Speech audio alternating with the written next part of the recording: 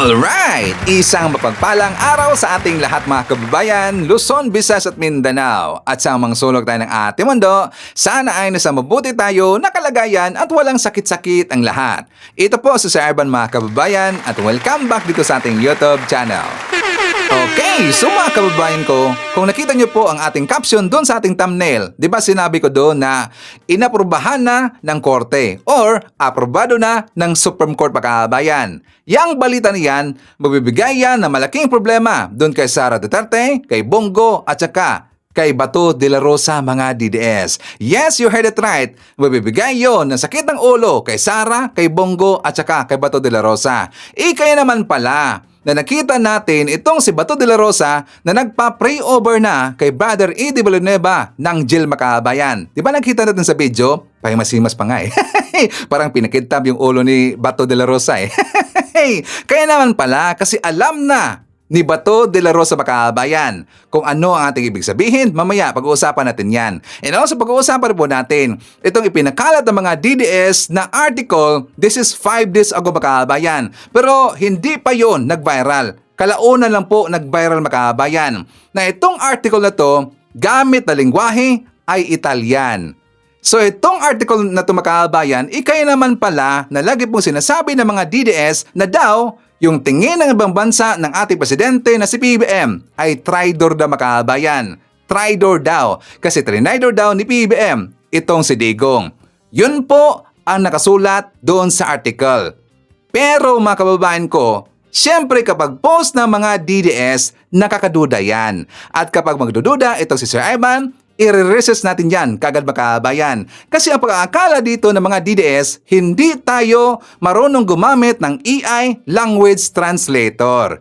So I found out, mamaya mga DDS, isasampal ko sa inyo ang aking nakuha po na ebidensya. O diba? Don't me or don't us. Kaya naman pala nalagi po sinasabi ng mga DDS na iba daw ang tingin ng ibang bansa kay PBM, traidor na Makabayan. Alam niyo ba kung bakit ginamit nila ulit yung article na yan?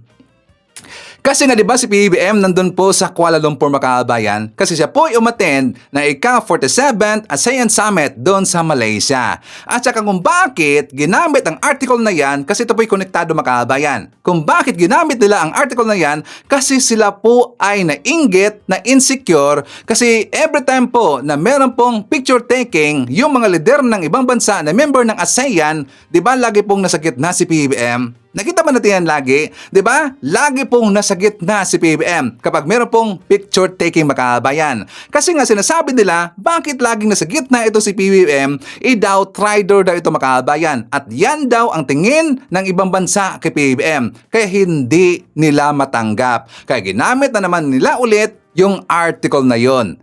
Kahapon lang po nag-viral Makabayan. At syempre, nakikita natin na yung article na yan po ay ipinakalat, copy-paste talaga. Copy-paste ho yan ng mga trolls, ng mga DDS vlogger. Kitang-kita na sa Ivan na copy-paste kasi iisa lang po yung format Makabayan. Syempre, nandun sa baba, yung screenshot nila na article or newspaper Makabayan. At yung caption nila, pareho lahat Makabayan. Ibig sabihin, copy-paste lang ang ginagawa dito ng mga trolls or DDS trolls. Pero siyempre, hindi tayo maluloko dito. Hindi tayo mabubudol Makabayan. Kasi nga, yung mga pro-admin supporter, mga Marcos supporter, mga Pinklawan, marunong yan mag-research. Nandito rin po si Ivan, o di ba?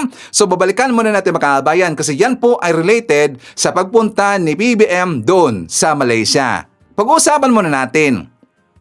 Di ba? Napansin niyo ba ang post si Ivan doon sa ating Facebook account na sunod-sunod yung post ko tungkol kay Orly Gutisa Makabayan? Di ba? Yung mga write-ups ko doon, sunod-sunod po kay Orly Gutisa. Kasi hinanap namin Makabayan. Iba kasi tinigi na ni Mike Defensor or ni Rodante Marcoleta, yung si Orly Gutisa Makabayan, yung Marines, yung tanim witness, 'di ba? Yung surprise witness, pero para sa atin, tanim witness Makabayan, tanim witness na fake ba na witness. 'Di ba hindi na natin nakita Makabayan kasi nga itinago na po ni Mike Defensor at saka ni Marcoleta Makabayan. Ang palusot nila kasi daw merong patong sa ulo yung si Orly Gutesa. Ang ibig sabihin, sa ating pagkakintindi, merong gustong tumigi dito kay Orly Gutesa. Kaya nila itinago muna makabayan, di ba? Pero nakaduda talaga eh. Buhay pa ba si Orly Gutesa makabayan? Baka tinigi eh. Kasi alam natin, ito mga DDS, alam na ho natin ang kanilang kalidad, di ba? Siyempre, DDS style eh. Digong style makabayan. Kaya kami po ay nanawagan. Di ba sinabi niya na siya ay Marines makabayan? Ganyan ba ang Marines? Matatakotin, nagtatago makabayan? Tell it to the Marines. Tell it to the Marines, di ba? Kung hindi siya takot, well, lumabas siya. Lalo na nababalik na bilang chairman ng Senate Blue Ribbon Committee, itong si Senator Ping Lacson makabayan, di ba? Siya siguro ay iimbitahan. Pero ang palusot dito ni Senator Rodante Marcoleta ay kanila munang itinago kasi daw merong trumabaho dito kay Gutesa makabayan. At saka napansin ba natin na meron pong lumabas na balita na daw itong si Marcoleta ay inambush makabayan.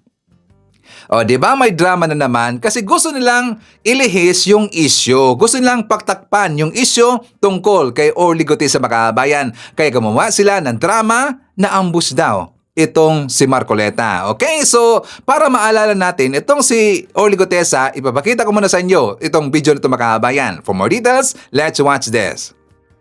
At ngayon po ay hawak ko nga ang inyong sinumpaang salaysay na nung draft ito ay binasa ko. Ganun din nga po at wala namang pagbabago. At gusto ko lamang pong sabihin ninyo na mayroong pirma sa ibabaw ng pangalang Orly Regala Gutesa. Kayo po ba ang nagpirma nito? I confirm, Your Honor. At gaya po ng sinabi nyo sa akin kahapon, voluntaryo ninyong ginawa ito at wala namang namilit sa inyo. At katotohanan yan, ako nga po ay ininyayahan nyo para makita ko yung inyong salaysay. Yes, Your Honor. Ito po ipinanotaryo ninyo. Nakikita ko rin po. Totoo po ba itong notaryong ito? Totoo po, Your Honor. At dumiretso kami sa basement upang may baba ang nasabing basura. Bago ibaba ang nasabing basura, ito, Merong napuputol sa binabasa mo eh. Huwag kang magmadali. Huwag kang magmadali. naputol na, Ulitin mo yung paragraph 20. wala na akong, hindi ko makita na putol na siya.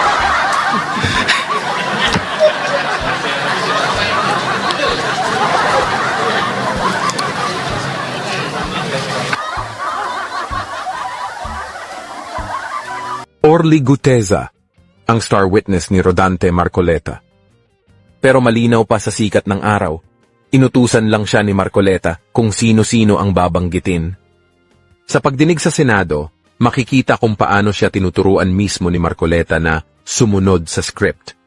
Kung siya talaga ang gumawa ng sarili niyang salaysay, bakit kailangan pa niya ng coach? Pero nang siya ipagtawanan habang nagbibigay siya ng kanyang scripted na testimonya, hindi na siya muling bumalik. Ngayon, nawawala na siya. Nagtatago ba siya dahil alam niyang babagsak ang kanyang testimonya sa korte? O baka naman, wala na talaga siya? Sa puntong ito, isang bagay lang ang malinaw. Si Rodante Marcoleta lang ang tunay na may alam. Kasi siya rin naman ang parang mahikero na biglang naglabas kay Orly mula sa ere. Oh, di ba? Klarong-klaro kasi nagsinungaling itong si Orly Gutesa Bakabayan. At nakita na po natin itong si Marcoleta, director na, coach pa. Oh, di ba? Kaya nakita natin na itong si Orly Gutesa, siya ay tanim witness Bakabayan. Siya po ay tanim witness na hawak ni Mike Defensor at saka ni Senator Rodante Marcoleta Bakabayan. So ngayon, mga kababayan ko, tulong-tulong tayo. Kung okay lang sa inyo na mag-post kayo sa inyong mga Facebook account, sa inyong mga account, hanapin ninyo si Orly Gutesa or ilagay ninyo sa inyong post na saan si Orly Gutesa para mag-flooding makabayan. Para ito'y makaabot ho doon sa grupo ng mga DDS. Para ito'y makaabot doon kay Marcoleta makabayan. Okay? So okay lang ba? Tulong-tulong tayo. So anyways, for tayo. Pag-uusapan natin itong si John Abinis makabayan. I am very very sure na nakita niyo na po yung balita or narinig niyo na po yung balita na itong si John Abinis ay naaresto na naman makabayan. Yes, na naman naaresto. Kasi nga diba last February, siya po ay naaresto kasi meron siyang kaso na cyber libel mga kababayan. Kasi nga 'di ba siya po ay kinasuhan po ni General Torre na dahil nagpalabas ng fake news itong si June Abines na daw na ospital itong si General Torre mga kababayan. Siyempre galit na galit talaga si General Torre kasi nga umabot yan sa pamilya mismo kay General Torre. At saka ang pamilya ni General Torre talagang nabalaka mga kababayan. Bisaya yun eh. Sila po ay nag-worry kasi pag-aakala ng pamilya ni General Torre na na-ospital si Torre mga kababayan. Pero yan po ay hindi totoo. Kaya nag-decide si General Torre na kakasuhan or kinasuhan itong si June Abines. Diba naalala ba natin yan? That is February mga kababayan na pinuntahan ng mga polis doon sa Cebu City ng CIDJ. Ginserve yung warrant of arrest doon kay June Abines. At saka diba nangyari yun mga kababayan hating gabi? So gulat na gulat talaga ito si June Abines, 'di ba? Umiyak pa nga siya sa kanyang live eh. Gunulat talaga eh. Siya po ay naaresto mga kababayan. So the other day, naaresto na naman po kasi meron siyang bagong kaso, unjust vexation. At yan pa rin po ay final na kaso ni General Torre mga kababayan, unjust vexation. So lumabas ang kanyang warrant of arrest. So the other day, ginserve ang kanyang warrant of arrest mga kababayan. So doon pa rin po mismo sa kanyang bahay. Ganon pa rin ang nangyari mga kababayan, nagdrama na naman po. Nangyak-ngyak na naman itong si June Abines. Tinanggalan na daw ng boses sila mga kababayan ng taga Marcos administration. Isipin nyo, tinanggalan daw sila ng boses, wala na daw ang freedom of expression sa panahon ni PBBM mga kababayan. Wala na daw freedom of expression sa Marcos administration. Walang freedom of expression na hinayaan nga lang sila, di ba? Nag-iingay mga kababayan sa kanilang mga rally at saka ang kanilang mga sinasabi sa kanilang rally or even dyan sa kanilang mga live, paninira ho kay PBBM. Talaga pong below the belt ang kanilang paninira mga kababayan. Kinasuhan ba sila ni PBBM? Di ba wala, hinayaan lang sila mga kababayan. Tapos ngayon sasabihin nila na nawala na daw sila ng boses, nawala na daw yung freedom of expression sa Marcos admin mga kababayan. Swerte siya. Kasi siya lang po ay kinasuhan mga kababayan. Kung sa panahon pa niya ni Digong, hindi kaso, kundi tigi kaagad mga kababayan, di ba? Mamili siya sa panahon ni Digong o sa panahon ni PBBM. Na sa panahon ni PBBM, dumaan talaga sa proseso mga kababayan. Sa panahon ni Digong, wala nang proseso doon, kundi automatic tigi mga kababayan, di ba? So ngayon, ipapakita ko muna sa inyo ang pagdrama ni June Abines. For more details, let's watch this. I am almost sure I will die this year because Bongbong administration, Marvel, and Tory are evil. They will kill people for greed. Ano yung kasabihan natin sa mga notorious fake news peddlers na DDS na parang hobby at addiction na ang pagpapakalat ng fake news at deepfake. Tawa at kantsaw ngayon, pero iyak at paawa effect later. Parang yan lagi ang kwento ng buhay ng isang kilalang DDS fake news peddler na si June Abines. Wala kay uyab. Wala ko'y uyab. Ito siya noon, masayang-masaya sa kanyang hobby at addiction. Pero ito naman siya nang inaresto, todo iyak ang galunggong. Mga kawatan na sila.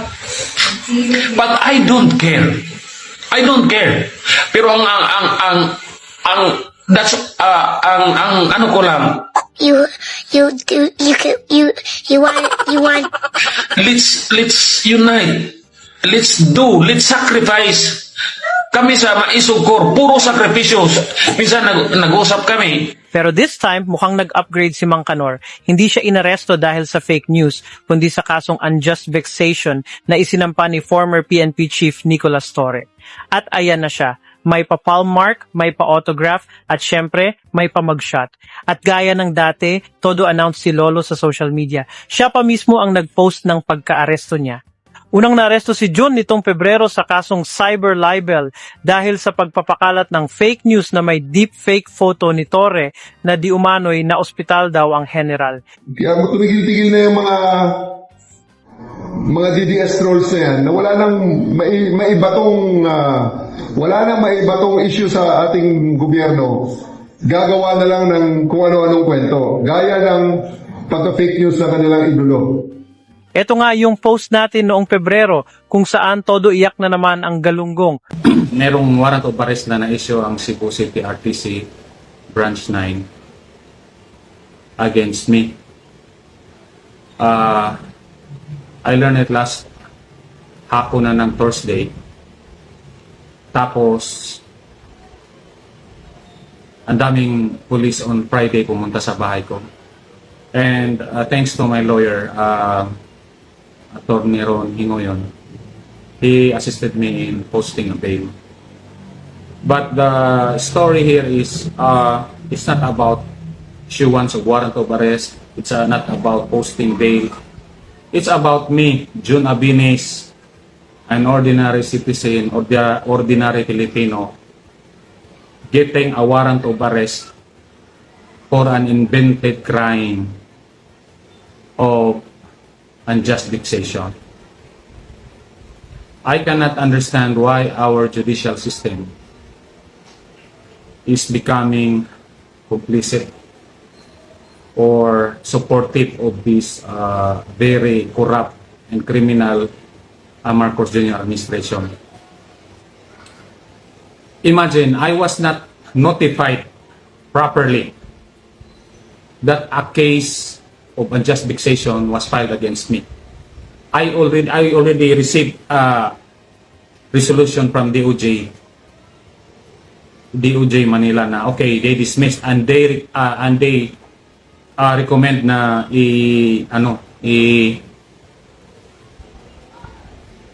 i-file ang case na unjust vexation daw dahil sa napost ko kay General Torre. The warrant against me is not against June Abines. The warrant against me is against every Filipino who criticize this government. If they can kidnap Tatay Digong, as I said, if they can imprison Pastor Apollo Kibuloy, they can definitely issue a warrant regardless of how ridiculous against me. I understand that. Tingnan nyo kung gaano katarantado ito si June Abines Makabayan. Di ba gunggong talaga eh. Gawa-gawa ba, invented crime ba ang kanyang ginawa Makabayan? Or invented crime ba ang ikinaso sa kanya na unjust vexation? Alam natin yung meaning ho na unjust vexation. Ang ibig sabihin, nasaktan yung tao or na-irritate yung tao dahil sa kanyang ginawa Makabayan. Naapektuhan yung tao. Yan po ang ibig sabihin po na unjust vexation Makabayan. Hindi ba maapektuhan si General Torre sa kanyang ginawa Makabayan na fake news? Di ba gunggong talaga eh.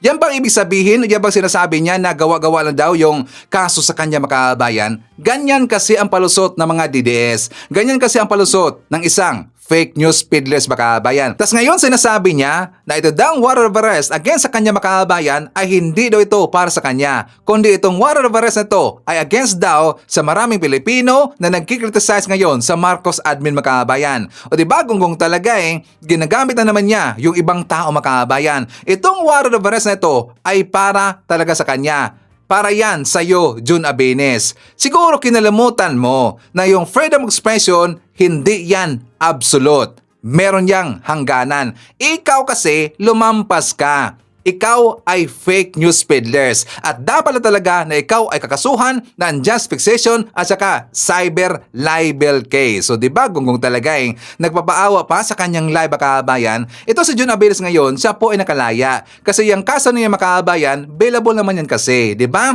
So siyempre, afford yan ni June Abines, sinsilyo lang yan. So siya po ay nakalaya Makabayan. So ngayon, nagngaw-ngaw na naman, nagdadaldal na naman sa kanyang live Makabayan. Nagpapaawa effect. O diba, gunggong talaga eh, ang sarap pitikin yung tenga Makabayan. So ngayon, tayo. Pag-uusapan natin itong si Mr. Sinungaling. Naalala niyo ba itong post ko doon sa ating Facebook account Makabayan? Di ba nag-viral yan?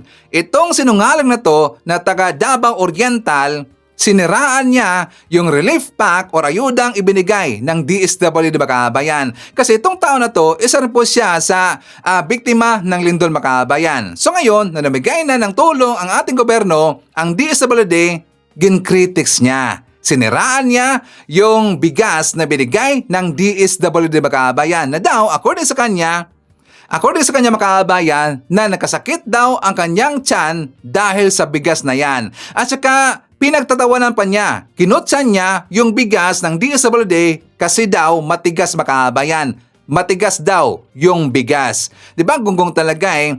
Itong klase na tao na ito makabayan, yan po ay mga ignorante. Or kung alaman nila, talagang intentional na siniraan niya ang ating gobyerno. Siguro ito'y kinuntak ho ng mga DDS or baka siya po ay DDS makabayan. Noong natanggap niya ang ayuda galing sa DSWD at saka nakita siya ng opportunity na pwede gagamitin ito na paninira sa ating gobyerno, ginawa niya makabayan. Di ba? Nag-live pa yung gunggong. So ngayon, siya po ay ipinatawag ng taga DSWD at siya po ay nasupalpal makabayan. For more details, let's watch this.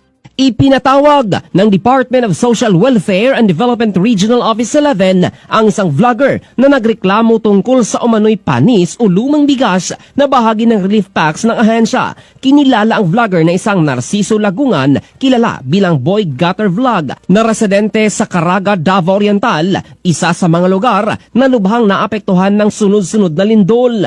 Sa video na kanyang inupload noong nakaraang Oktubre 19 na umani na mahigit 1 milyong views, sinabi ni Lagungan na matigas at may masamang amoy ang bigas na natanggap nila mula sa DSWD. Ayon sa kanya, nagdulot umano ito ng hindi magandang pakiramdam sa ilang nakakain, kabilang ang kanyang pamilya. Hiniling din niya sa ahensya na ipaliwanag kung gaano katagal nakaimbak ang naturang bigas bago ito ipinamahagi. Sa panig ng DSWD-11, ipinaliwanag ni Regional Director Ruelo Aradanas na vacuum-sealed rice ang ginamit ng bawat food pack upang maiwasan ang pagkapanis, peste at papahaba ang shelf life ng mga relief goods. Dagdag pa nito, bawat pamilya ay may karapatang tumanggap lamang ng isang food pack at napansin nila na tila hindi pa nabubuksan ang sako ng bigas na ipinakita ng vlogger sa kanyang video.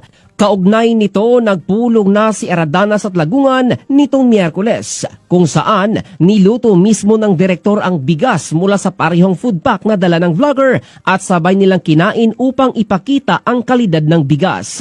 Nauunawaan umano ni Aradanas ang saloobin ng vlogger at tiniyak ang patuloy na pagbibigay ng DSWD ng tulong sa mga apektadong pamilya gamit ang parehong food packs na sinisiguro ang kalidad at kaligtasan ng mga ito. O, diba? Sinungaling makabayan. Buti lang, sinupalpal siya ng taga DSWD. Kitang-kita naman kasi sa kanyang video na hindi pa niya natikman yung bigas makabayan. Kasi nga hindi pa open, diba? Hindi pa open. Kaya nga matigas eh. Kasi nga naka-vacuum seal makabayan. Ako ho mismo, ang masasabi na dito, maganda yung kalidad ng bigas makabayan. Kasi nga dito sa aming kapitbahay, sila po nakatanggap po ng ayuda galing po sa DSWD. At andun po, nakita ko yung bigas makabayan. So ngayon, ang ginawa ni Sir Ivan, pinalitan ko ng ibang bigas makabayan. Kasi gusto kong matikman mismo yung bigas galing sa DSWD. At saka talaga pong matigas makabayan, parang simento nga eh. Pero kapag bubuksan mo na, lalambot sa makabayan kasi nga vacuum sealed eh. Yung tao na yun, gunggong talaga no, hindi kasi nag-research. At saka, ang ganda talaga ng kalidad makabayan, masarap pa kainin. I can assure you, mga DDS, masarap talaga kainin ang bigas ng DSWD. At saka nakita na rin po natin, di ba sa video na in-explain po ni Secretary Rex Gatchalian makabayan, yung latest po na video, ipinakita niya yung warehouse kung saan inilalagay yung bigas. At saka meron pong malaking machine makabayan, parang basta malaki talaga eh. Doon pala nakaimbak yung bigas kasi para hindi siya mapasukan po ng anay makabayan. Yung po mga maitim po na na parang malit parang kuto, 'di ba? Kapag matagal po nakaimbak yung bigas, merong malilit po na mga parang kuto makabayan. At para hindi mapasukan po ng ganun po na parang kuto makabayan, iniligay nila sa malaking chamber. Parang kwarto, parang siguro 3 kwarto makabay na malalaki. Ganun po ang pinaglagyan nila. At saka nakasealed makabayan. Parang safe na safe talaga. Nakita na ba? Nakita na natin yan sa ipinakita po ni Rex Gatchalian po na warehouse makabayan. Ibig sabihin, safe na safe po ang bigas ng DSWD. At yan po talaga ay guaranteed na may kalidad makabayan, masarap po kainin. Pero itong gonggong na to, naninira lang. Basta meron lang mamima, para meron lang masabi sa kanyang vlog, siniraan niya ang DSWD. Ang sarap, pitikin yung tenga makabayan, di ba? Basta DDS talaga, gonggong yan eh. So anyways, before tayo mapapatuloy, pasalamatan muna natin. Siyempre, yung mga nag-like and also nag-shares ng ating mga vlogs. So, thank you so much at God bless po sa ating lahat, okay? At syempre, shoutout natin ating mga pinalangga na mga legends, ang ating mga senior citizens. Hello po, kumusta ang lahat? And also, i-greet natin ng belated happy 16th birthday kay Colleen Jahaira Sabiano. Siya po ang anak ni Ma'am Flaviline Sabiano Micham. Happy birthday! At syempre, i-greet natin ng happy birthday ang lahat ng mga viewers na nag-birthday ngayong araw. Happy birthday! And also, syempre, i-acknowledge natin ating mga viewers na may maraming na-comment dyan sa baba sa ating comment section ang ating pong top 5 commenters. At nandyan sa ating listahan, ang nanguna po, si Robel Ferrer Official. Mayroon siyang 44 na mga comments. Nandyan rin si Sam Pagita, mayroon siyang 38 na mga comments. Relina Barlomento, mayroon siyang 32 na mga comments. Nandyan rin si Joliet Sunakawa, mayroon siyang 25 na mga comments. And Uzay Neti, mayroon siyang 23, lahat ng mga comments. Okay, so thank you so much. At syempre, i-shoutout natin ating mga suki, mga early birds. Yun ang una sa pag-comment dyan sa baba sa ating comment section. Nandyan ang una na nag-comment si Marcus Hernandez from North Carolina, USA. Nandyan rin kasama natin si Samway Vlog from Riyadh, Saudi Arabia. At nandyan rin si Love Marie Del Rosario, Frank Manipol, Olivia de Guzman from Long Beach, California. Nandyan rin si Freddy Guzman, Lori Capili from Italy, hi to ME, Evelyn Tabili. Nandyan rin si Elizabeth Bacolcol, Floripigo Mapak, Mariano Cubales from Virginia, USA. I-shoutout natin si Lely Tonini. Si Sel Vanes, nandyan rin si Sampaguita from California. Juicy Buhay, Evelyn Kitwa, Marcelo Tambalke, nandyan rin si Raquel Estaob, and hi to Flaviana Abila. Okay? So alam niyo ba mga kababayan, yung gisoutout ko na si Samway Vlog na nandyan sa Riyadh, Saudi Arabia, na-meet na yan na si Ivan. So kasama kaming kumain mga kababayan. Okay? So kumusta nga pala si Sir Samway Vlog? So anyways, forward tayo. So ngayon, pag-uusapan na natin yung ibig ko sabihin na nabuking na si Ivan yung source ng article na kanilang ipinakalat na taga Italy daw mga kababayan. Italian language ang ginamit sa newspaper. So ang ibig sabihin, galing sa Italy mga kababayan. Pero hindi nyo maluloko sa si Ivan. Bakit? Siyempre, ginamitan natin ng AI language translator na laman natin yung nandun po or nakasulat po sa newspaper mga kababayan. So ngayon, babasahin natin.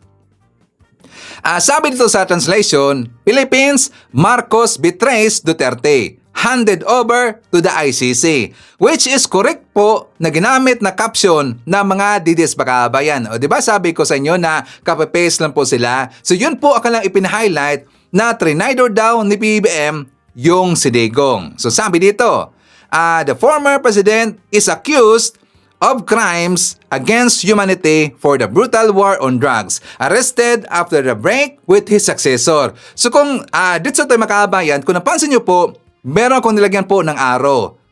From our correspondent, Gianluca Modolo, Beijing. Siya yung nagsulat ng article na yan, DDS. Nangangalan na Gianluca Modolo, Beijing. Tingnan nyo, doon dulo makabayan, Beijing na nga China. O, diba? So ngayon, nung niresearch ko ang pangalan na yan, kumpirmado na galing po sa China yung nagsulat ng article na makabayan.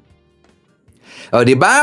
Gianluca Modolo, China correspondent from Beijing. O diba? Booking na booking. Tingnan nyo makabayan. Sabi ko sa inyo, diba sabi yun ni Dante Maravillas? Sabi ko sa inyo. Diba? Sabi ko sa inyo, kapag DDS kasi ang nagpo-post makabayan or yung napapakalat, nakadula talaga yan.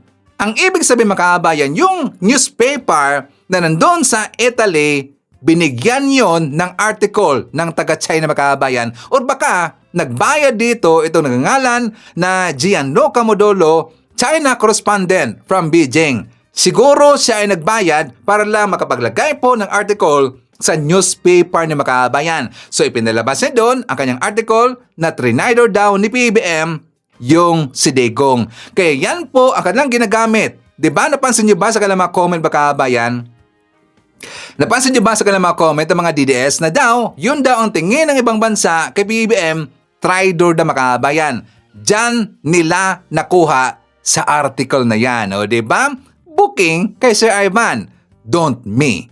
Don't us, DDS. Diba? Hindi kami tanga, hindi kami bobo. Katulad ng puo ninyong si Sara Duterte. Kung napaka-busy man si PBBM mga kababayan doon sa Malaysia para panghihikayat sa mga investors, napaka-busy rin po ni Sara Duterte doon sa Singapore mga kababayan. Kasi siya po ay umattend ng rally, not just rally, umattend rin po ng Halloween party mga kababayan. Eh siyempre baka sasabihin ng mga DDS ay fake news, hindi yan fake news. Don't me, DDS. Diba? Yan po ay mismong post po ng kanyang makalyado na mga DDS pagkabayan. Diba? Booking na booking talaga eh. At saka doon po sa rally ni Sara Duterte doon sa Singapore, diba siya po ay kumanta ng Bed of Roses makabayan. Ang kanyang kinantahan doon, ang kanyang kasama. Merong inotos ito si Sara Duterte sa kanyang tauhan na meron siyang ipinahanap para siguro script makabayan. So dahil natagalan ang tao na to, kanyang kinantahan ng Bed of Roses makabayan. So before natin sasabihin dito kay Sara Duterte kung ano yung ibig sabihin ng Bed of Roses, ipapakita ko na sa inyo ang kanyang kanta makabayan. For more details, let's watch this.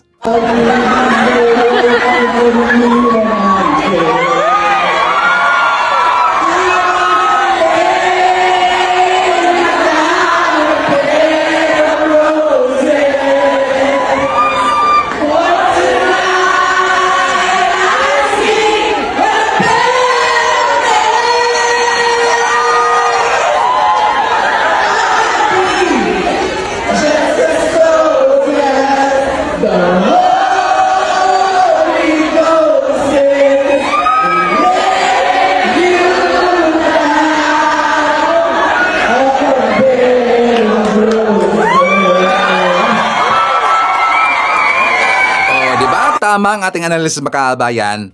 Malamang sa malamang, merong inutos ito si Sara doon sa kanyang tauhan. Meron siyang ipinahanap makabayan. Tingnan nyo si Sara nag-change na ng career makabayan. Nag-change na ng career. Naging singer na. Pero tingnan nyo, itong ginawa ni Sara, ito'y kahiya-hiya makabayan. Ipinahiya niya ang kanyang tauhan. Bakit sa Ivan? Alam niyo ba ang ibig sabihin ng Bed of Roses? Or baka, dito nyo lang po malalaman yan kasi Ivan. Alam nyo ba ang meaning ng Bed of Roses na kanta ni John Bon Jovi? According kay John Bon Jovi makabayan sa kanyang interview na siya po'y tinanong, ano ba talaga ang ibig sabihin ng Bed of Roses? Yan pala ay example makabayan, merong tao. Example, yung tao na yon na inutusan ni Sara Duterte, yung tao na yon, siya po ay nag-cheat sa kanyang asawa makabayan. So while ang tao na yun ang cheat sa kanyang asawa, kahit kasama niya ang kanyang kalagoyo, ang asawa niya pa rin ang nasa kanyang isip pagkabayan. Yan po ang ibig sabihin ng Bed of Roses. O ngayon, DDS, alam niyo na. Hey, alam niyo na. 'Di ba? Ibig sabihin makabayan, ipinahiya ni Sara ang kanyang tauhan na ipinalabas niya doon sa nakakaintindi yung tao na yon nag-cheat sa kanyang asawa makabayan. O diba? Or kung kinanta mo yun ni Sara Duterte, hindi niya alam ang ibig sabihin makabayan. Kasi nga, merong saltik sa utak itong si Sara Duterte. At saka, hindi na naman siguro nakainom ng kanyang gamot makabayan. O diba? Nakakatawa talaga eh. Busy ho si President BBM dun sa Malaysia. Busy rin po sa paninira itong si Sara doon sa Singapore makabayan. Sarap papitikin talaga eh. Tingnan nyo, sayang na sayang no, yung pera na ipinambayad natin, ipinansweldo dito kay Sara Duterte. Hindi ba lang natatrabaho makabayan? Walang kwenta talaga eh. Wala tayong mapala dito kay Sara Duterte. Kawawa ang Pilipinas kapag itong si Sara ay magiging presidente makabayan, di ba? So ngayon, ipapakita ko sa inyo yung lakad ni BBM doon sa Kuala Lumpur, Malaysia. For more details, let's watch this. At sa punto pong ito, ating talakayin ng update tungkol sa mga programa ng kasalukuyang administrasyon dito sa Mr. President on the Go. Una nga po dyan mga kababayan, Pangulong Ferdinand R. Marcos Jr. nasa Malaysia para sa 47th ASEAN Summit and related summits. Nitong Sabado Sabado nang dumating ang ating Pangulong Marcos Jr. at ang kanyang delegasyon sa Kuala Lumpur, Malaysia para sa 47th Association of Southeast Asian Nations o ASEAN Summit. Kasama po ng ating Pangulo si First Lady Liza Araneta Marcos, ilang cabinet secretaries at senior officials. Kabilang dito sina Presidential Communications Office Secretary Dave Gomez at Undersecretary Claire Castro, Trade Secretary Cristina Aldeguer Roque at Social Welfare and Development Secretary Rex Gatchalian. Bahagi po ng agenda ng Pangulo ay yung pagsusulong ng peace and stability at closer economic cooperation sa rehiyon. Ayon sa Pangulo, ang partisipasyon ng Pilipinas sa ASEAN Summit ay muling pagpapatibay sa dedikasyon ng bansa sa lumalalim na regional cooperation at pagsusulong ng kapakanan ng bawat Pilipino at ng buong Southeast Asian community. Una na po nag-convene ang mga leader ng mga kasaping bansa ng Association of Southeast Asian Nations para sa plenary session ng 47 ASEAN Summit and related summits. Pinagdiin sa plenary session ng central theme ng ASEAN ngayong taon at hiyat na yung inclusivity and sustainability. Isa po sa mga main events sa plenary session ay ang handover ceremony of the second protocol to amend the ASEAN Trade in Goods Agreement. Pinagpulungan rin po nakataktang pagpirma ng ASEAN-China Free Trade Area 3.0 upgrade. Para naman po sa Pilipinas, muling isinulong ni Pangulong Marcos Jr. ang commitment ng bansa para sa isang future-ready ASEAN. Kinilala po nito ang responsibilidad ng Pilipinas para pangunahan ang unang taon ng implementasyon ng ASEAN 2045 Strategic Plans. Samantala, Timor-Leste, opisyal nang tinanggap bilang 11th member state ng ASEAN. Sa isang makasaysayang okasyon sa rehiyon, formal lang pinirmahan ang Declaration on the Admission of Timor-Leste sa ASEAN. Sa opening ceremony ng 47 ASEAN Summits and related summits, ang deklarasyon ay pinirmahan ng ASEAN leaders kasama ang Prime Minister ng Timor-Leste. 2011 pa po ng opisyal na nag-apply ang Timor-Leste para sa ASEAN membership. At noong 2022, ang ASEAN leaders ay nag-agree in principle para i-admit ang Timor-Leste bilang member state at nag-grant ng observer status sa ASEAN meetings.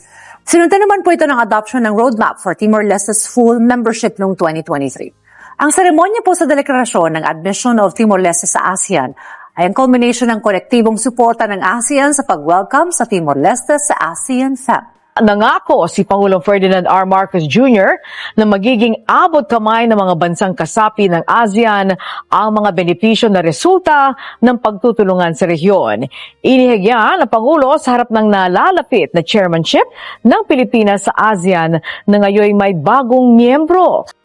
Handa na ang Pilipinas para sa hosting ng ASEAN Summit sa susunod na taon ayon kay Pangulong Ferdinand R. Marcos Jr. Ito ang binigyang diin ng Pangulo sa kanyang plenary intervention sa nagpapatuloy na 47th ASEAN Summit and related summits. Na nakatuon sa practical, inclusive at measurable initiatives ang pag-host ng Pilipinas sa ASEAN sa susunod na taon.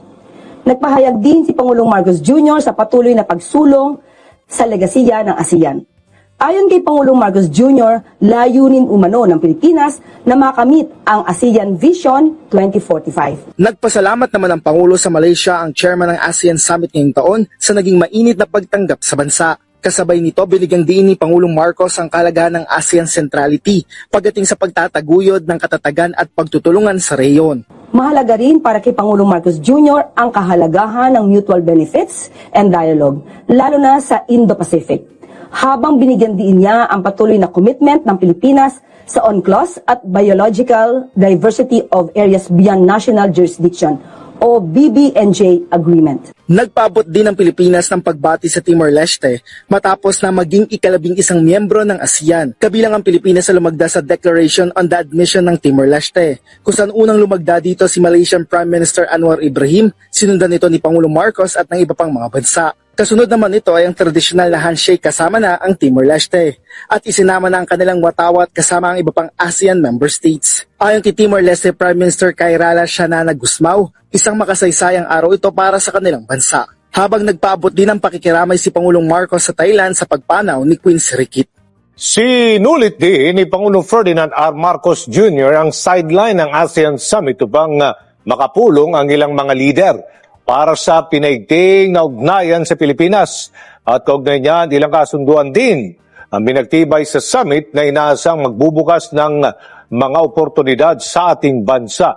Kasabay na nagpapatuloy na 47 ASEAN Summit and related summits sa Kuala Lumpur, Malaysia, nagkaroon ng iba't ibang bilateral meetings ang Pangulo sa sidelines nito. Kabilang dito ang Cambodia na suportado ang chairship ng Pilipinas sa ASEAN Summit sa susunod na taon. Ang dalawa po ay napag-usapan din po ang developments between Thailand and Cambodia, especially the signing of the terms of reference of the ASEAN Observer Team. Sa bahagi naman ng Pangulo, suportado nito ang pagkakaroon ng mapayapang resolusyon sa pagitan ng Thailand at Cambodia sa pamamagitan ng pag-uusap na naaayon sa international law. Sa naging bilateral meeting naman ng Pangulo sa Thailand, suportado rin ng Thailand ang pagiging host country ng Pilipinas. Kasama sa napag-usapan na yung pagpapalawig ng usapin sa sektor ng turismo, trade and investment, pakikipag-ugnayan sa pribadong sektor at pagkakaroon ng agricultural exchanges. Ayon kay Undersecretary Castro, ang pagpapalakas pa ng people-to-people exchanges ay kasama sa napag-usapan sa bilateral meeting ng Pangulo sa Canada. At nagpasalamat din po ang Pangulo sa Canada dahil sa pagsuporta sa Pilipinas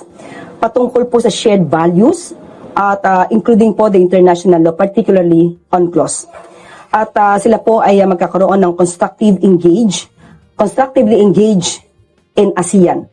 Yan, and they will also boost trade and investment and energy cooperation. Nagkasundo naman ang Pilipinas at Canada na bilisan ang negosasyon sa Canada-ASEAN Free Trade Agreement at ang pagsisimula ng negosasyon para sa bilateral Canada-Philippines Free Trade Agreement na parehong may layuning matapos sa susunod na taon. Pagdating naman sa bilateral meeting ng Pangulo kay European Council President Antonio Costa, dito ay kanilang binigyang diin ang kalagayan ng patuloy na pakikipag-ugnayan at kooperasyon sa larangan ng kalakalan at pagpapalakas ng International Peace Order. Sa kauna-unahang bilateral meeting ng Pangulo kay Japanese Prime Minister Sanae Takeichi na pag-usapan ng patuloy na pagpapalalim ng kooperasyon pagdating sa defense at security sector, partikular na sa Reciprocal Access Agreement o RAA. Nagkaroon din ng bilateral meeting si Pangulong Marcos kay United Nations Secretary General Antonio Guterres. Samantala, lumagda naman ang Pilipinas sa isang trade agreement na layong mapalakas pa ang kalakalan sa ASEAN. Ito ang second protocol to amend the ASEAN Trade in Goods Agreement o ATIGA. Sa naging payag ni Special Assistant to the President for Investment and Economic Affairs, Secretary Frederick Go, na binasa ni Undersecretary Castro, sinabi nito na makakatulong ang ATIGA para tugunan ng kasalukuyang mga hamon pagdating sa kalakalan. The enhanced agreement offers significant benefits, particularly through improvements in trade facilitation measures, transparency, provisions, dispute settlement mechanisms, and the inclusion of new and emerging trade elements. Anya sa ilalim nito, mas magiging madali para sa mga negosyo na makapag-comply sa administrative requirements. Nakatakda namang lumagda ang bansa sa ASEAN-China Free Trade Agreement o ACFTA 3.0 upgrade bukas. Sa naging payag naman ni Foreign Affairs Secretary Tess Lazaro, ipinaliwanag nito na ito ay isa sa mga matagal ng mahalagang economic partnership ng ASEAN. Now, with the 3.0 upgrade, both sides are working to make this partnership more modern, more comprehensive, and better aligned with today's global realities. The upgraded protocol opens new opportunities for high-impact cooperation in areas that are increasingly vital to our region's future. Makakatulong din anya ang kasunduan sa mga micro, small, and medium enterprises o MSMEs, maging sa pagkakaroon ng patas na kompetisyon, proteksyon ng mga mamimili, at sustainable supply chain connectivity. So ngayon mga DDS, paalala lang, next year, tayo ang host sa ASEAN Summit. So, ibig sabihin, chairman si PBBM, huwag kayo mag-rally, huwag kayong bastos. Dapat rumespeto tayo. Pwede naman kayo mag-rally after sa summit. Pero during sa summit, pangit kasi tingnan yan. Tingnan nyo sa Malaysia, mayroon bang nag-rally doon? Diba wala? Tapos ngayon, kapag ASEAN Summit sa Pilipinas, magra-rally kayo, diba ang pangit talaga tingnan eh. So rumespeto tayo. Huwag kayo mag-rally during sa summit, okay? So ngayon, pag-uusapan na natin yung ibig ko sabihin doon sa ating thumbnail na aprobado na ng Korte Suprema. But before that, siyempre, i-acknowledge muna natin. Nandyan po si Evelyn Garcia, Shirley Risman, Evelyn Sanchez, nandyan rin si Rita Mejia, kasama rin po natin si Lito Bungalan at Bungalan Family na nandyan sa Muntinlupa City, Hats Elpidio Lagramada, nandyan rin si Riza Rivera, Philma Cabato from Toronto, Canada, hi to Myrna Fernandez, Joliet Lindbergh, Amado Dumagin, nandyan rin si Marinel Bascos from Dubai, Anthony Haikal, Nuka Asor from QC. Hi to SP Aki from Doha, Qatar. Eufanio Palirasio, nandyan rin sa Aurora David, Trining Lozano, Danilo, and hi to Bayani Tobias. Okay, so mga kababayan ko, ito yung ibig ko sabihin na aprobado na Supreme Court. Guidelines sa extradition. Looks familiar? Or familiar ba natin yung term na extradition mga kabayan? Diba? So ngayon, ang Supreme Court gumawa na po ng guidelines sa extradition. So ayon sa balita, guidelines sa extradition sa Pilipinas inaprubahan na ng Korte Suprema. Pinagtibay ng Korte Suprema ang mga guidelines sa extradition ng mga individual na may kasong kriminal o hatol na dapat isagawa sa ibang bansa. Layon sa bagong rules na matiyak ang pagkakapareho-pareho at magkaroon ng gabay sa paghawak ng mga extradition cases. Ibig sabihin mga kabayan, ito po'y tungkol o related doon sa pagpapadala kay Digong doon sa ICC mga kabayan. Kasi nga diba, sinasabi po ng mga DDS na kidnapping daw yon at saka illegal daw yung papapadala kay Digong doon sa ICC mga kabayan. Gunggong kasi itong mga DDS, hindi kasi nila inintindi yung legalidad sa pagpapadala kay Digong doon sa ICC mga kabayan. Na noong time pa na nagkaso or nag-file ng kaso si Trillanes at saka kanyang mga kasamahan, meron pa or tayo pa ay member ng ICC mga kabayan. Yun kasi ang hindi inintindi ng mga DDS. So ngayon, gumawa na ng guidelines sa extradition yung korte para hindi na masabi ng mga DDS na kidnapping or illegal ang pagbabadala ng isang individual doon sa ICC mga kabayan. Kasi nga 'di ba, usap-usapan na ngayon na marami na or malapit nang ilalabas yung warrant of arrest kay Sara Duterte, kay Bongo at kay Bato de la Rosa, warrant of arrest galing sa ICC mga kabayan. Kaya gumawa po ng guidelines sa extradition ang korte natin. O, di ba? Malapit na yan, mga DDS. So ngayon, nagpapanik na itong si Bato de la Rosa, si Bongo at saka si Sara Duterte. Kaya yun po ang nangyari mga kabayan. Yung ginawa ni Sara Duterte doon sa Singapore sa rally na siya ay napakanta. Dahil siguro, yun po ay epekto sa panic mode mga kabayan, sa sobrang stress. Alam niyo ba na meron pong nasunog doon sa Davao? Dahil kumanta na naman ito si Sara Duterte, nagkaroon po ng sunog doon sa Davao mga kabayan, okay? So ngayon, ipapakita ko sa inyo ang vlog na to. For more details, let's watch this. Recently, you filed a plunder complaint against Bongo and sinama na rin si dating Pangulong Rodrigo Duterte. 7 billion infrastructure contracts. Ano po ba yung, just to refresh our memory sa mga nasabi na po ninyo, ano po ba yung mga konkretong ebidensya para ito po ay mapatunayan? Ang konkretong ebidensya rito, yung mga kontrata mismo. Kasi ang bawal, based sa ating mga batas, kapag may kamag-anak ka na nag-engage ng business with ahensya mo sa government, no? Within your sphere of influence, bawal yon. Kahit sabihin mong wala kang pakialam sa negosyo nila o magkagalit kayo, basta't within the fourth degree of consanguinity and affinity, bawal sila magnegosyo. Kaya yun yung issue dito. Prima facie case ito kasi yun na eh. In fact, walang politikong gumagawa nun. Na magbibigay sila ng kontrata with their father and brother. Walang ganun. Ito maaaring hindi pa po natanong. Yung sinasabing gray area, no? O yung the ambiguity in the law. Dahil habang mayroong mga definition ng graft and corruption, disallowing government officials from having relatives up to the third degree only applies to the president, vice president, senators, speaker of the house, but not necessarily to all public officials. Covered yan doon sa Anti-Graft and Corrupt Practices Act, tsaka doon sa Republic Act 6713, yung Code of Conduct and Ethical Standards of Public Officials. Ando doon lahat yun. It's for everyone. Otherwise, kung pwede yan, di bawat mayor, governor, pwede nilang ibigay doon sa i-award yung kontrata, yung gawin nilang contractor yung kapatid tsaka tatay nila. Di ba? It's going to be very messy. Tsaka talagang pagkakakitaan na talaga yung ating gobyerno. Pero marami na rin po talagang ganyan ang sitwasyon. I think the question is, how do you prove it? Na talagang nagkaroon ng intervention, intercession, nagkaroon ng impluensya, Dahil sabi nga, DPWH ang nag-a-award. Hindi yung itong mga mayor, hindi itong mga senador, congressman.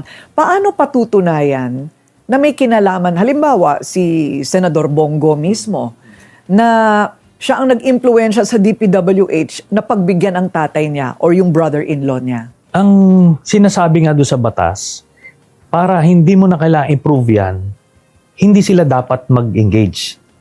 Pag nag-engage sila, that in itself is the prima facie evidence of the crime committed.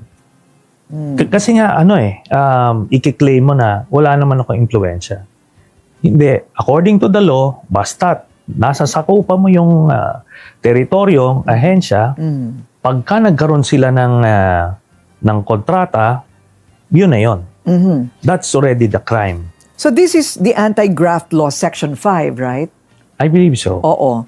Kasi nakasulat po daw dito, yun na nga, who is a relative? Well, malinaw naman yung brother-in-law, no? At saka yung father. No, brother siya. Brother. Okay. And intervention. Intervention. Do you think this will be your stumbling block? Yung patunayan yung trail, which they say is applicable to all these accusations being made left and right? Ang jurisprudence kasi, hindi mo na kailangan i-prove yun. Kapag ka, kunyari, nasa posisyon ka, tapos meron kang capacity to influence, tapos nagkaroon ng kontrata yung kamag-anak mo within fourth degree of consanguinity, hindi mo na kailangan i-prove. The very act na nagsara ka ng kontrata, yun na ang evidence mo that the crime was committed. Dahil hindi mo mapoprove yung influence, sasabihin mo, hindi ko naman in-influensya. Pero ang pinakang proof mo of that influence is nag-grant yung kontrata sa kamag-anak mo. Yun ang jurisprudence. Kaya nga walang lusot siya dito. And 200 counts ito. Now, punta tayo doon sa plunder law. There are 4 elements. Kailangan public officer ka. Pangalawa, kailangan nag-accumulate ka ng ill-gotten wealth. Pangatlo, yung pag-accumulate mo ng ill-gotten wealth is through a series of illegal overt acts. In this case, yung conflict of interest, no? Pangapat, pagka lumagpas ng 50 million yung na-accumulate mo na ill-gotten wealth. So in this case, na fulfill lahat yon, yung 4 elements na yon.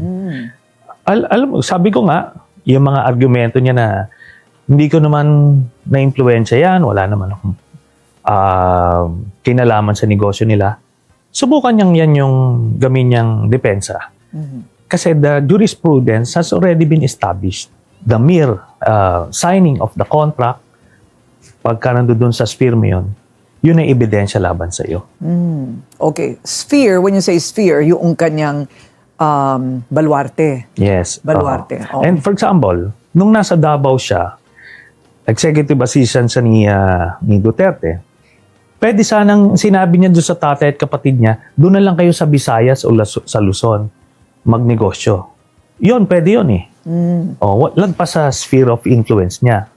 Then, nung presidente naman siya, yung si Digong, siya yung special assistant to the president, pwede sanang kinonvince niya yung tatay niya at kapatid niya na wag muna kayo magnegosyo sa government kasi matatamaan ako dyan. Bawal yan. Mag-private sector na lang kayo. Yun sana ang ginawa niya kung wala silang intention mag-take advantage ng position niya. Naku, kung ganun pala. Pero you agree that the law has to be fortified para mas klaro pa siya? I believe, na yun eh. Maliwanag na, klarong-klaro na. Kaya nga, walang mga politikong gumagawa nitong ginawa niya na diretso. Yung sinasabi niyo kanina, Ms. Corina, na ibang politiko na corrupt, kunyari sila yung contractor, kukuha sila ng dami. Ano sila ng mga tao na hindi nila kaano-ano, precisely para hindi matrace sa kanila. Pero ito diretso na eh. Diretso. Kaya nga napadali ang pag-prove na itong case na to. Which answers the question, bakit siya yung nauna? Kasi di ba tinatanong ko yun? Parang, well, of course, just playing devil's advocate. Sabi naman nung iba, Naku naman itong administrasyon na ito, napaka-predictable naman na ang uunahin talaga nila is si Bongo. How do you respond to that? Sila yon. Ako naman, I'm in the private sector. Final ko ito kasi ito na yung buo na noong ko pa na-discover ito. And it's totally relevant or directly connected dito sa lumalabas na issues. Sabi ko, itong si Bernardo, na siya yung pinakang mastermind dun sa sindikato sa DPWH. Si Bongo ang nag-appoint dito noong 2017. Siya nasa likod niyan. Tapos ito namang mga diskaya na sinasabi nila, ito yung pinakang malaking negosyo dun sa side ng mga contractors. Si Bongo naman na nasa likod niyan, ayon mismo kay Mayor Vico Soto. Then, yun din ang statement ni Ombudsman Boying Remulla na pinoproteksyonan ni Diskaya si Bongo. Kaya talagang diretso ito. Siya lang dapat ang mauna kasi siya yung mastermind. And I maintain that based on my investigations. And you decided to include former President Rodrigo Duterte. Yes, because integral siya doon eh. Siya yung approving authority. Si ano yung nasa likod niya as the special assistant to the president and executive assistant. Nakita naman natin na sanggang dikit yung dalawa, na talagang siya yung alter ego. So, you cannot do with all these crimes without Duterte. So iba pa po yun doon sa mga nakahain na sa ICC? Yes. Because that's crimes against humanity. Crimes against so humanity. is this, no? In a way. Yeah. So, yun naman, integral din yung participation ni Bongo doon kasi siya yung paymaster eh. Siya din yung nagdadirect ng special operations nung extrajudicial killing. Bakit po kayo pumunta ng The Hague? I was invited by the ICC and at the same time, meron akong ibang engagement sa the Netherlands. Yan. Kasi may mga nagsasabi, sabi ko, bakit nandoon si Senator Trillanes? Sabi nila, parang gusto yata niyang padampot si Senador Bato de la Rosa. Totoo po ba yun? Wala naman akong ganong capacity. I just help in providing documentary evidence and testimonial evidence. So, yun. Pero iba yung pakay ko doon. I spoke with the different departments of the ICC para mas maunawaan yung kanilang mga proseso. So purely like as a private individual? Yes, yes, I am a private individual. So kumbaga it was not an official task? No, it's not. Pero kasi yung engagement ko with the ICC, it dates back nung 2017 when we first filed itong complaint dun sa ICC. So through the years, may engagement kami with the with the ICC. I see. So, ano po ang reaksyon ng ombudsman dito po sa lahat ng inyong mga ipinresentang ebidensya? Are you hopeful? Papansinin? Very hopeful kasi ito yung, kumaga, ito na yung starting point nila. Imbis na from scratch sila, ito na, merong mga kontrata na, mga official documents yung binigay namin. Official documents from COA and DPWH. Kaya hindi na kailangan magre-research ka from scratch. So na-collate na namin yon. They just need to validate it, di ba? And further expand it kung may kailangan pa silang mga ebidensya. So, ano po ang reaksyon ninyo dito sa, yung pinakahuli po, yung interview kay dating presidential spokesperson Sal Panelo, no? Na ang tawag po nila sa inyo ay trililing. Naiinis ka ba? Hindi po. Hindi ka naiinis doon? Alam nyo kasi nung high school ako, ang tawag din sa akin, yung thriller. Thriller. O kung ano man, parang binabago-bago yung apelyido. So, since Alaskador din naman ako, I should take it, mga ganyan. Mga ganon. So, parang kumbaga expected na sa mga bashers at we're very polarized right now, right? So, nararamdaman po niyo yung pressure dito po sa inyong ginagawa? Yes, pero kasi sa akin yung aking motivation dito is, unang-una, I know na nakatungtong ako sa tama. I may not be a perfect person, di naman ako santo, pero alam ko, as far as these public issues are concerned, nakatindig ako sa tama. Kaya yun ang source of strength ko, no? And at the same time, I'm hoping by just persevering, may mamumulat ako eh. May mako-convince. And I'm happy to say, simula noong 2016, when both si Sekmar and Digong first run, grabe nun, di ba? There was talaga ng parang yung cult following ng Pilipinas noon, talagang nadala ni Duterte.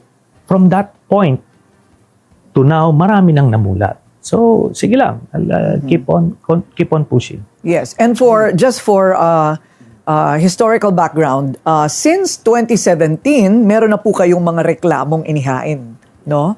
Laban kay Paulo Duterte, on drugs and etc. 6.4 billion shabu shipment in 2017. So kumbaga hindi nakataka-taka na you followed through up to today about what went on during the Duterte administration. So wala po kayong duda na ito pong mga ghost projects na ito nagsimula panahon pa ni dating Pangulong Duterte? Yes, dahil I think everybody would agree na nung panahon ni President Aquino, walang ganito. Yung panahon ni Pinoy, walang ganito. So nag-set up sila. Kasi when I researched on this, when we investigated, sinimula nilang pag-set up yung modus nga, no, yung sindikato. Yung ginagawa nila nung mayor pa lang sila, yun yung ginawa nila sa national level. Kasama na itong ginawang sindikato sa DPWH. At yun nga, ang itinalaga ni Bongo na point man sa DPWH, itong si Bernardo. Kayo po ba may duda doon sa sunog na nangyari sa DPWH kamakailan? Syempre naman, hindi naman pwedeng coincidence yung mga ganyan. These things do not happen at random, ano. But marami kasing kopya niyan eh. May kopya na yung COA dyan, may kopya na. Maraming, hindi naman matatago yan, totally. Okay, well, ang sabi naman ni Secretary Vince ay wala daw pertinent na nasunog na kailanganin sa investigasyon. Yun ang sabi niya. Pero sabi ko, materials validation tsaka calibration. Di ba importante yung pag-analisa ng mga materials na ginagamit sa isang proyekto? Yes, pero ngayon may digital copy na rin eh. May digital copy tapos meron na silang cloud na copy. Isi-certify lang yon. Maraming ways to certify yung right. Yung mga documents na yan. Well, that should have been a good answer from Secretary Vince, no? Na safe pa lahat ng impormasyon na nasunog na physical paper. Kayo po daw ay tatakbo ulit. Tama po ba 'yon? I'm not inclined to run itong 2028. I intend to totally devote my energy and focus on Sorry, my kid is suddenly here. You are so... Can you please say, excuse me? Hello. Hi. Excuse me, he's Hi. a soldier. Do you know Nice to that meet he's you. a soldier? I have a Lego soldier minifigure. I know, right? Oh my gosh. I'm always with Lego. Okay, please close the door. I'll be finished in a bit. Okay. To finish your answer about running. So you are not inclined? I'm not inclined to run for a national office. Ang focus ko sana is tulungan yung magiging kandidato na nararapat na maipanalo sa 2028 kasi kapag ka nakabalik sa pwesto yung mga Duterte, I tell you, gigibayin na nila talaga yung bansa. They don't know how to govern. Ang nagahari sa puso nila yung alam niyo yung power tripping, vindictiveness, walang governance, no, sa sistema nila. Ngayon, having said that, kung yung aking chosen candidate ay hindi tutuloy sa pagpresidente, I will run sa local post ulit sa as mayor ng Caloocan. And that has nothing to do with your prominence these days. Alam nyo naman yung media, Miss Corina, pagka hindi nyo swordy yan, hindi naman papansinin yan. I've been living quietly the past 6 years, kaso talagang kailangan gawin ito eh. And ginagawa natin. Okay, talking about yung mga kaganapan behind the scenes, no? Nakausap po namin si Colonel Ariel Querubin at halos kinumpirma na niya sa amin dito rin na talagang nagkakaroon ng usap-usapan ng mga retirado na mga general, hindi na niya binanggit kung sino, tungkol sa posibilidad at paghahanda sa posibilidad ng isang revolutionary government. You are also a veteran of people power and uprisings. Ano po ang nakikita ninyo? Ano po nababalitaan ninyo? Totoo ba na naghahanda sila?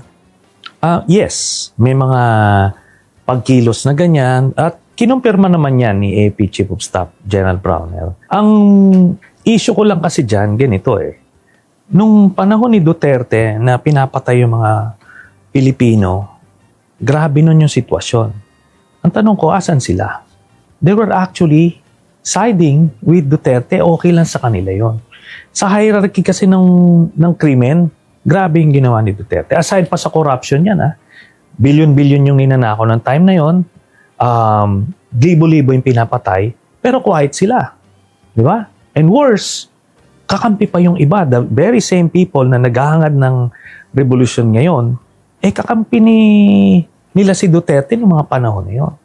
Parang may problema dun sa moral compass. Mukhang nabaliktad. Kaya yun yung issue ko doon. But syempre, still, andyan yan, ginagawa nila yan. Sorry, the issue being, ang motibo ng mga nagpaplano for a revolutionary government is to reinstall Duterte. Yes.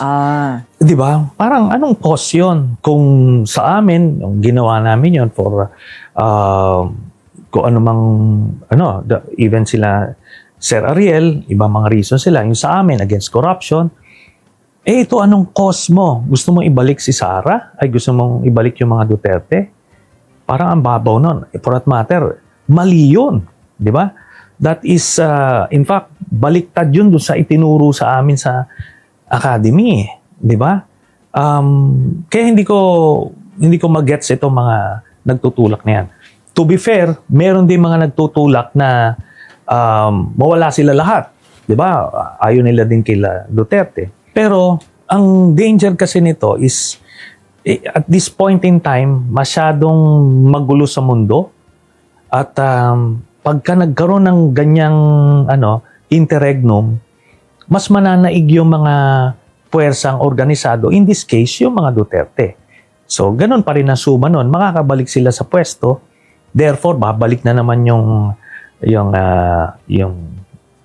mga pogo, yung policy niya pro-China, tapos tong corruption, isabong, lahat, EJK, babalik lahat yun. We will relive that nightmare that we had nung 2016 to 2022.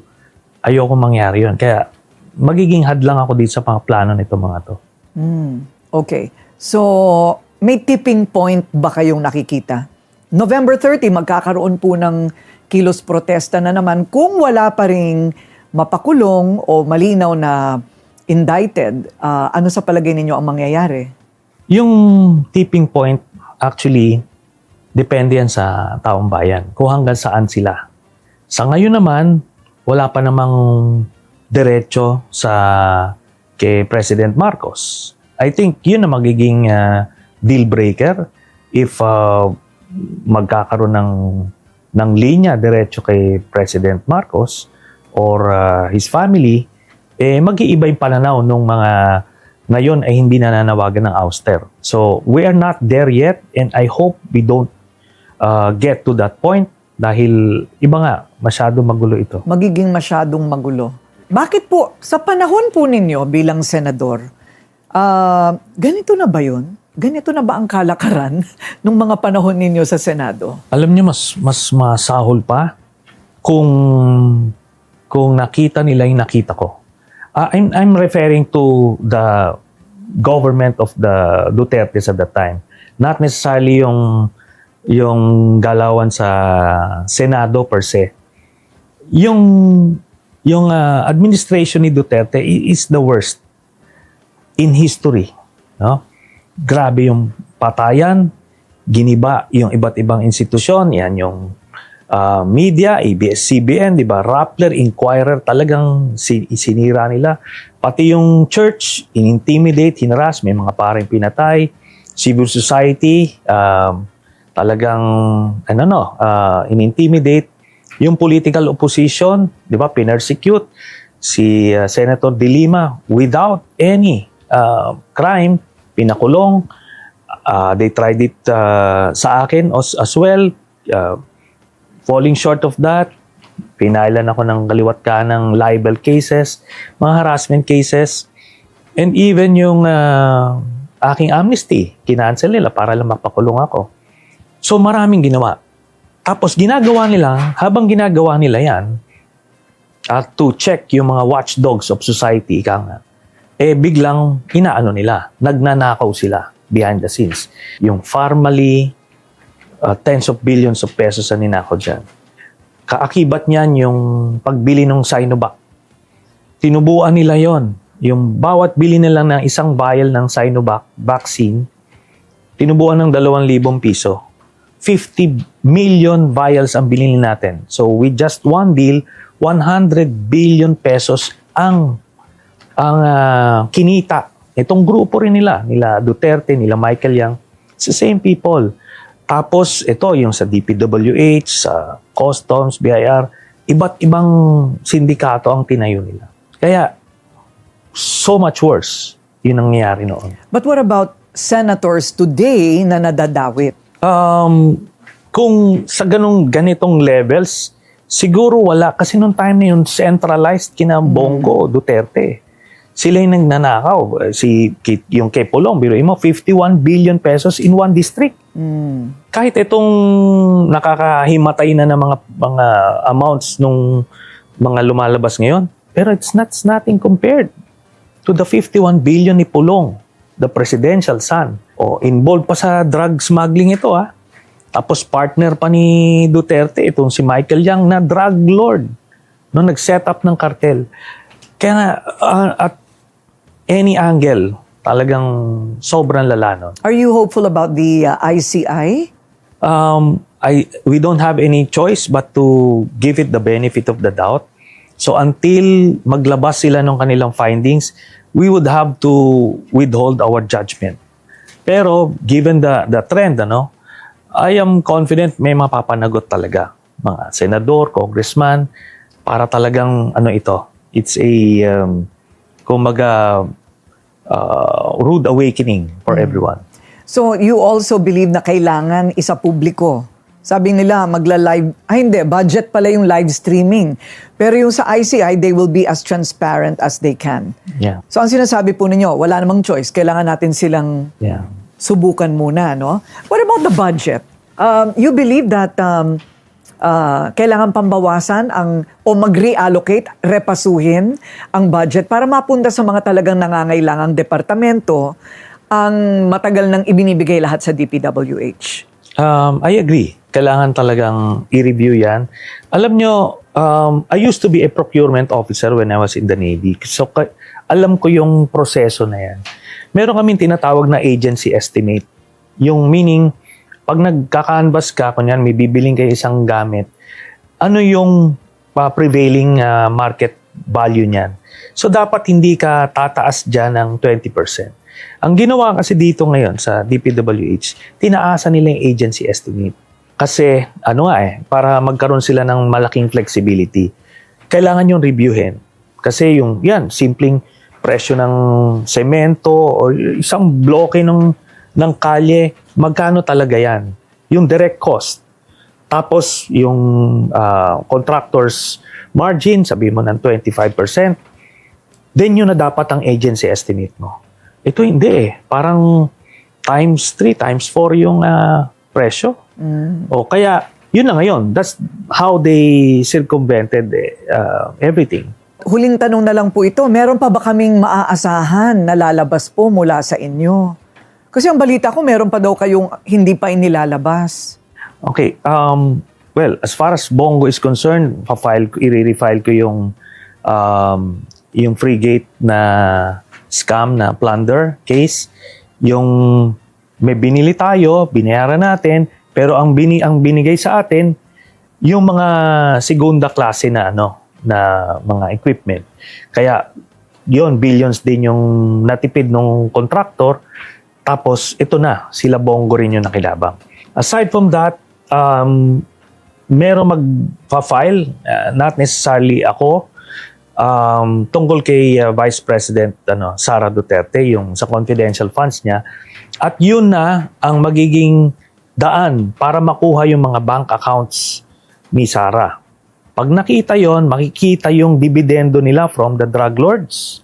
Namin sinasabi ko noon pa, sila magkakapatid, binibigyan sila every 6 months. Tapos, meron pa sila makikitang iba dyan. Makikita nila kung gaano kalaki ang pera na ninakaw ng nila Sara Duterte kasama si Mans Carpio. And we're talking about billions. So it's not just the 160 million It's not. confidential fund. Billions ito. Doon nila makikita yung pera ni Sara Duterte and Mans Carpio. Kailan po mangyayari ito?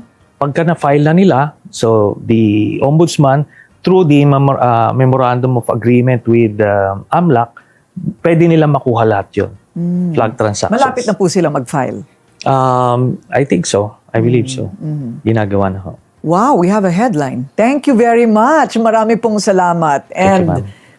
may the truth prevail, sir. Yes, Marami ma'am. pong salamat. Thank you, ma'am. you. Okay, so kasama rin po natin, nandyan si Jane Evangelista, Yomer Sirahol, Homer Ko, Lorna Alarcon Magbanwa, nandyan rin si Luisito Niedo, Noel Villanueva, kasama rin natin si Nalcy Bar, Elsa Hoffman, Amon Libanan Picardal, nandyan rin si Mel Mambat, Mel Barelia, Mila Rose Garalde, Alicia Lee, Jaco Jerry Cabreros, kasama rin natin si Peter Fajardo, Arnolfo Treminio, Marites Aton, Melanie Munar, nandyan rin si Jerry Laude, Juliet Sunakawa, Emmanuel Balagtas, hi to Irfan Hayat Khan, nandyan rin si Lauro Sator, Rodora Azanza, Ashawi Lasilio Amatondeng, nandyan rin si Apple Nash, and hi to Mega Boom. Okay. So mga kababayan ko, yan natin manakalap na mga balita ngayong araw. Kung nakaabot ka po sa portion na to, sana nakapag-like na ho tayo. Libre po ang mag-share, libre din na mag-subscribe. Again, maraming salamat sa mga viewers na hindi nag-skip ng ating mga commercials. Thank you so much. At before natin tatapusin ang ating programa ngayong araw, sana sabayan nyo sa Sir Ivan para sa ating live messaging prayer. Amang mapagpalang Diyos, sa araw na ito, kami lumalapit sa inyo ng may buong pagtitiwala at pag-asa. Kayo ang dakilang manggagamot at tanging pinagmumulan ng kagalingan. Ipinagdarasal namin ang lahat ng aming mga kapatid na may karamdaman, ang mga nasa ospital, nasa bahay, at yaong mga tahimik na nagdudurusa. Hipuin ninyo po sila ng inyong mapagpalang kamay. Alisin ang sakit ng kanilang katawan. Bigyan ng kapanatagan ang kanilang isip at palakasin ang kanilang pananampalataya. Panginoon, ipagkaloob ninyo ang karunungan at malasakit sa mga doktor, nurse at lahat ng nag-aalaga sa mga may sakit. Naway maging instrumento sila ng inyong pagmamahal at biyaya. Sa kabila ng paghihirap, patuloy naming ipinagkakatiwala sa inyo ang lahat. Dahil alam naming sa inyo walang imposible. E din, langit ko ito sa pangalan ng ating Panginoong Jesucristo. Amen. So maraming salamat mga kababayan, and I hope to see you again on my next video.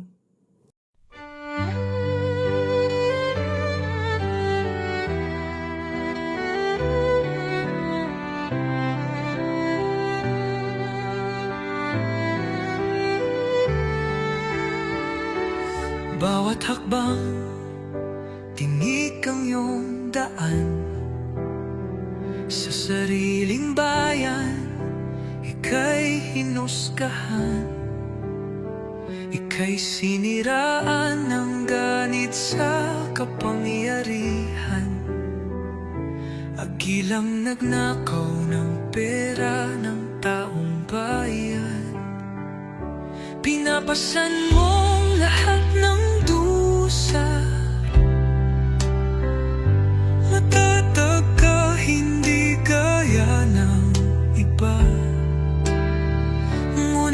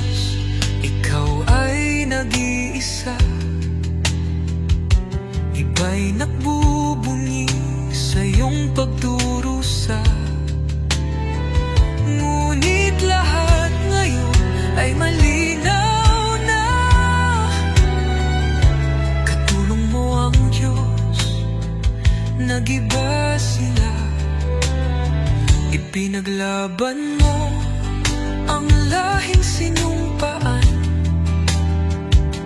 Nagkalat peking balita sa mamayan. Binabaliktad nila ang katotohanan, pero hindi na naig ang kanilang kadiliman.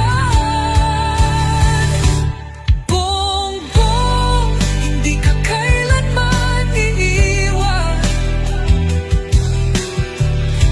Loyalistang hanggang dulo ay nandyan. Kasama mo kami sa lungkot mo at saya. Pagkat Pilipinas, ikaw ang pag-asa. Ikinuhit ng kasaysayan ng pangalan mong dalisay. Ngunit bakit tila nais kang burahin at si Apolacay? Sa iyong mga mata may luha ng matinding pagdurusa, ngunit sa puso mo bayan pa din ang inuuna. Bongbong, hindi ka kailanman iiwan. Loyalistang hanggang dulo ay nandyan. Kasama mo kami sa lungkot mo at saya. Pagkat Pilipinas, ikaw ang pag-asa. Bawat hakbang, tinik ang iyong daan. Sa sariling bayan, ika'y hinusgahan. Ika'y siniraan ng ganit sa kapangyarihan. Hakilang nagnakaw ng pera ng taong bayan. Pinapasan mong lahat na